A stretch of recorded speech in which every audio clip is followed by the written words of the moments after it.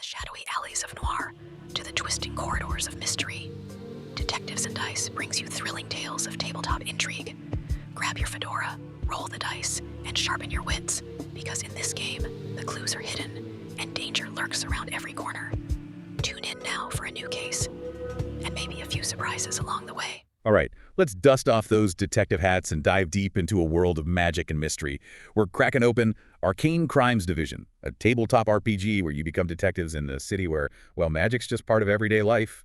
Think you've got what it takes. The real draw here is that it's not just about the game. It's about the experience, right? It's like classic noir, but with this urban fantasy twist. You could be chasing down a rogue mage one day, then facing off against a rampaging yeti the next. So how does it all work? What makes Arcane Crimes Division tick? So they've got this really clever dice system, 3 6-sided dice. You keep the highest 2, add your skill bonuses, and what I really like is it's not just about passing or failing. It determines how much progress you make, how much time things take, even how much you might mess things up. Mess things up. Are we talking like accidentally blowing up a building while I'm chasing a suspect?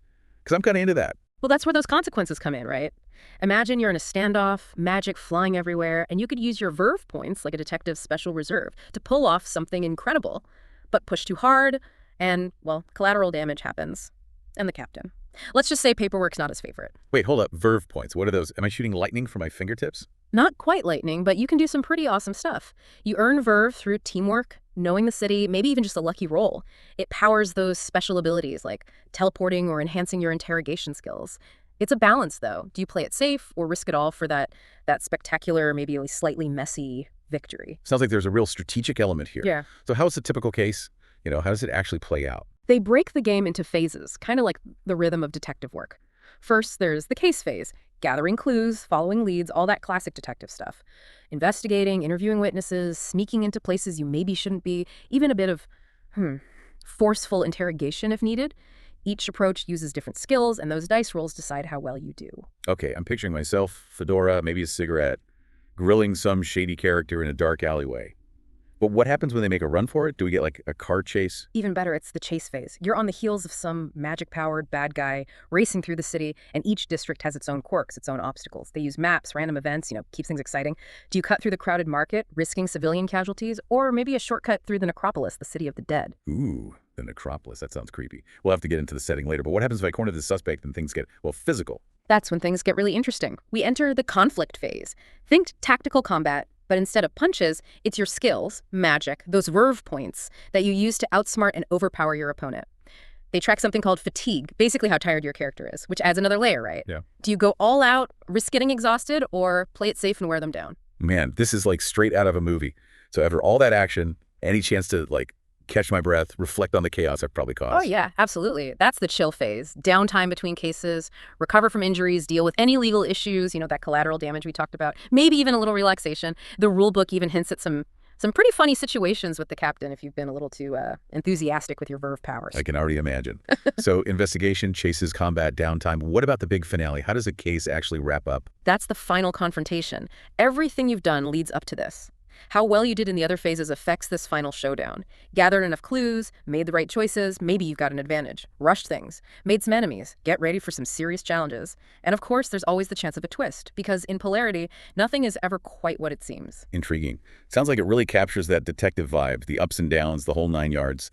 But enough about rules. Let's talk about the city itself. Polarity. A place you won't forget, that's for sure. This sprawling metropolis full of magic, mystery, danger around every corner. A city of contrasts, opulent mansions right next to slums riddled with magical crime. You've got my attention. What kind of districts can we expect? Dark alleys, smoky jazz clubs, or something a little more fantastical? Oh, it's got it all. You've got the Tangle, crowded, poverty-stricken, gangs everywhere, crime around every corner. Then there's Grey Wink, the entertainment districts, casinos, clubs, all that good stuff. And if you like things a bit more elegant, there's the Garden District, home to the wealthy. But even they have their secrets. Okay, this is definitely starting to sound like my kind of place. But what about that Necropolis? You mentioned it before, and it definitely gave me the chills. What kind of cases would take us to the City of the Dead? The Necropolis, that's where things get really gothic. It's ruled by the Crimson Court, vampires, Right. They've got a lot of power in Polarity. Imagine investigating a ritual murder there, or maybe even negotiating with a vampire lord for information. It's a place where life and death, well, they're not so clearly defined. The rules are different there. Definitely not your average beat. So Polarity's got stories to tell, that's for sure. But before we get lost in the city's secrets, maybe it's time to meet some of the people who call it home. from powerful mages to shadowy crime lords. And don't forget the factions, all those power struggles happening beneath the surface. You've got the Charter struggling to keep the peace, the Celestial Academies with all their magical might, maybe their own agenda, the Syndicate, those potion dealers, always causing trouble. Polarity's a city where, well, power's a dangerous game. All right, you've sold me. I can already picture myself hitting the pavement, solving supernatural crimes, maybe making a few enemies along the way. But before I get too carried away, let's talk about building our detective. How do we get started? That's where Arcane Crimes Division really shines, giving you all these tools to create a detective who's truly unique. A backstory, skills, abilities, it all reflects how you want to play. So, are we picking from a list of pre-made characters?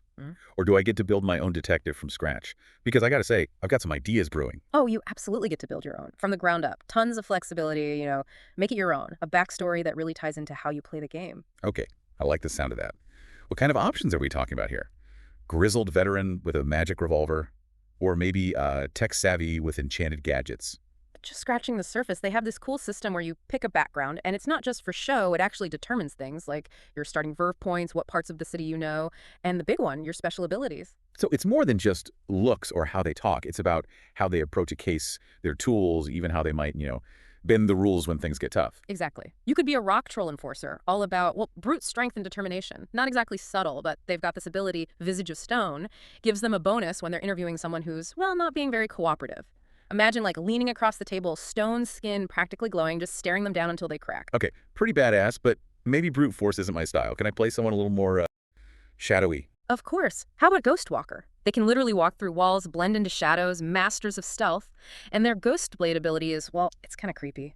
Their attacks ignore armor, inflict extra fatigue, playing on that fear factor. Imagine disappearing 1 minute, reappearing behind your target the next, spectral blade just whispering through the darkness. Now, that's more my speed.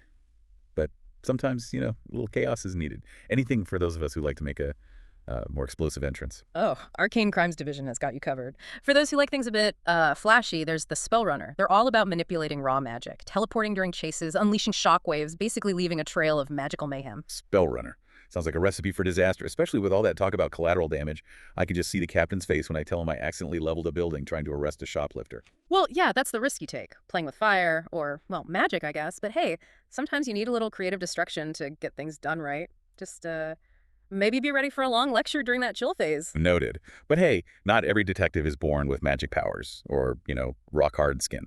What about those of us who prefer a more, let's say, unconventional approach? Ah, you're thinking about the reformed background. These are detectives who used to be on the other side of the law, but now they're using their skills for good. Maybe they were part of those blade gangs, using magic for their own gain, or maybe farm arcanists addicted to those magic potions. Now they're fighting against the stuff they used to peddle. Redemption stories, second chances, yeah, I like that. So a reformed detective might have some insider knowledge, maybe a few contacts they can call on? Exactly. They bring a unique perspective to the ACD. Their past, it's both a strength and a weakness, right? The rulebook even suggests they can offer their partners special elixirs, temporary boosts, things like that. Imagine having a former farm arcanist on your team whipping up a potion that lets you see through illusions. I'm starting to see the depth here. It's not just about choosing a background, it's about telling a story. And that story affects how your detective acts, the choices they make. That's what makes character creation so engaging. You're not just filling out a sheet, you're building a narrative. Motivations, relationships, maybe even a few secrets. Picked a background and started fleshing out their story. What's next? Do I get to pick out a cool outfit, some gadgets? Because let's be real, no self-respecting detective is complete without a signature look. Of course. Plenty of options for customizing your look and gear. From classic trench coats and fedoras to, well, something a little more out there, fitting for a city like Polarity. Imagine a detective dressed like a Victorian gentleman, monocle and all, but that cane, it's a concealed wand.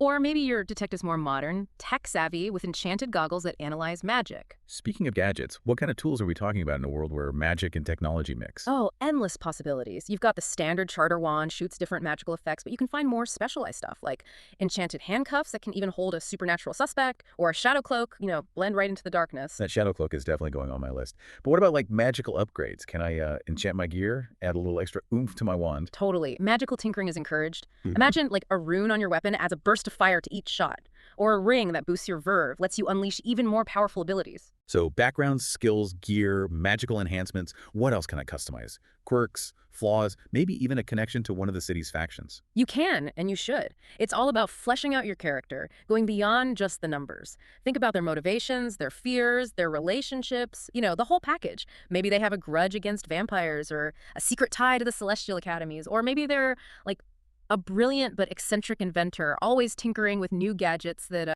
might explode at any moment. Okay, that inventor type sounds a little too familiar, but I get it. It's about making them feel real, someone who could step right out of the pages of a book and into Polarity. And don't forget about their connection to the city itself. Maybe they grew up in the Tangle, know all its secrets, or maybe they have a link to the Necropolis, can even talk to the spirits there. Those connections can give you a real edge during investigations. I love that. It's like every detective is a part of the city, carrying a piece of its history and magic with them. And then there's the whole dynamic between partners. Arcane Crimes Division is designed for 2 players. And that relationship, well, it can be just as important as their individual skills. What if your partner's a by-the-book type who clashes with your more creative methods? Or maybe you're both haunted by something from your past, something you have to overcome together. So many possibilities for conflict, cooperation, real camaraderie. This is starting to feel less like a game and more like, well, like we're writing a detective story together, just with dice and magic thrown in. That's what Arcane Crimes Division is all about. The rules give you structure, the setting inspires you, but ultimately it's your choices, your actions, your imagination that make the story come alive. And the best part, there's no right or wrong way to play. So, whether I want to be that hard-boiled detective, a whimsical magic user, or something totally different, Arcane Crimes Division gives me the tools to tell my story. Exactly. And speaking of stories, let's talk about some of the example cases the game gives you. They give you a great idea of the kind of mysteries you can expect in Polarity, from conspiracies to, well, full-blown supernatural showdowns. All right, hit me with it. What kind of cases are we talking about? Give me the juicy details. All right, how about we start with one that throws you right into Polarity's underbelly, the Happy Burger Massacre. The name alone, well, it kind of grabs you, right? 5 stiffs in a burger joint. Yeah, that's not your average Tuesday night. What makes this one so special? Picture this, you and your partner arriving at the scene. It's a dark alley behind this once popular burger place. The air, it's thick with the smell of magic, and something a lot less pleasant. 5 bodies, each one with these weird markings, traces of some strong magic. Definitely not just a random killing. Okay, I'm intrigued. What kind of clues are we finding? Yeah. Magical residue, enchanted weapons, maybe even a half-eaten enchanted burger. Well, knowing Polarity, it could be all of that. But the rulebook gives you some interesting leads. You might find traces of those magic potions we talked about, right? Maybe a deal gone bad, or a turf war between potion dealers, or maybe, you find some symbols, sigils, something connected to the syndicate. Those guys are always up to no good. So organized crime, magic potions.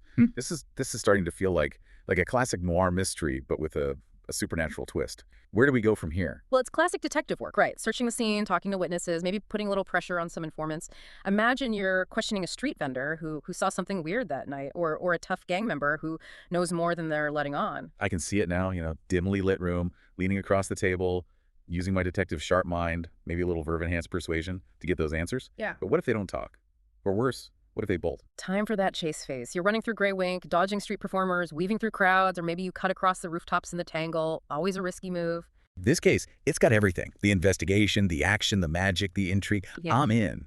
But let's jump to something completely different. The Yeti Rampage. Now, this one sounds like a wild ride. The Yeti Rampage, this one, it shows you just how versatile Arcane Crimes Division can be. So imagine you're at the Grand Library, right? Something happens, maybe a disturbance to stolen books, something routine, but then a library worker, well, they transform into a Yeti. Hold on, a Yeti in the library. That's a new one. Yeah. What kind of damage are we talking about? Bookshelves are falling over, manuscripts everywhere, scholars running for their lives, total chaos. And you got to figure out what caused this, find the Yeti before it does more damage, and find a way to contain it, or maybe even reverse the transformation. This is a whole different ballgame, right? Instead of a crime scene, it's just destruction. And instead of shady informants, it's terrified bystanders. Exactly. This one really tests you. You got to think fast, adapt, maybe even come up with your own solutions when the rulebook just doesn't have the answer. And of course, you got to face a Yeti. That's where those combat phase rules and those verve powers, they really come into play. Any weaknesses we should know about? Asking for a friend who might be facing a Yeti in a library. Well, that's for you and your partner to figure out. The rulebook mentions the transformation might be linked to, like, a magical artifact or an old curse, so there's definitely something to investigate. And maybe, those connections you've made around the city, they might help. Maybe a scholar from the academies knows something about Yeti lore, or a hunter from the Tangle knows how to, track them down. This is what I love about Arcane Crimes Division. It's not just about solving cases, it's about the whole world. Magic's everywhere, and every case, it's a chance to explore, meet interesting characters, and solve these mysteries that blend the everyday with the supernatural. And these examples, they're just a taste. The rulebook, it gives you guidelines for making your own cases, your own villains, even expanding the city itself. You can add your own districts, factions, really make it your own. So I can solve the mysteries in the game, but I can also create my own. Wow, that's amazing. It's like the game's alive, it changes and grows with every case. That's the magic of tabletop RPGs. It's a story you create together. You're not just following script, you're making it up as you go along. The rules provide the structure, the setting inspires you, but ultimately, it's your choices, your actions, your imagination. That's what makes it real. So what are we waiting for? Let's grab some dice, get our friends together, and dive headfirst into Polarity. Who knows what we'll find in those dark alleys and enchanted nightclubs? Happy gaming. And that's a wrap on our deep dive into Arcane Crimes Division. Until next time, keep those investigative minds sharp, and remember, in Polarity, the only limit is your imagination.